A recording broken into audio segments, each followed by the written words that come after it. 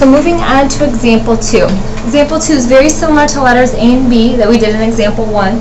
The only difference is we're going to be multiplying and dividing these functions now. And they also changed these up on you. F of x they now changed to x cubed, and g of x they've now changed to 2x. So we're going to work on these the same way that we worked on the multiplication and division examples from the first page. H of x is equal to your first function, x cubed, times your second, which is 2x. If I drop my parentheses, x cubed times 2x gives me 2x to the 4th. I can't simplify that anymore, so my final answer for letter C is 2x to the 4th. Since my domain for my f of x is all reals, I can plug positive, negative, and zeros in, and it works. My domain for g of x, I can plug in positive, negative, and 0. That also works. So since both of these are all reals, my final function for h is all reals.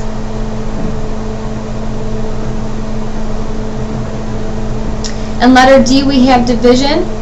So we have f of x as our numerator, g of x as our denominator, so h of x is equal to x cubed over 2x. If I wanted to, then I can simplify that because I have an x on top and bottom. It gives me x squared over 2, or 1/2 x squared is my final answer. So h of x is equal to, you can write it either way, we'll write it as 1/2 x squared. Our domain of our first function, x, our numerator, is all reals. Now our denominator is g of x. And normally, just like in letter C, we had g of x being all reals. And it really is. But we have to take into account where it originally fell when we set up our division problem. And when you set it up, even though it goes through and you simplify and you pull the x out, we still have an x in the denominator when we originally set this division problem up. So, therefore, we have to treat our denominator with our original function in the bottom. So we have 2x in the bottom. We obviously know that our denominator cannot equal 0. So 2x we know cannot equal 0. If we divide both sides by 2, we know x cannot equal 0 in this case.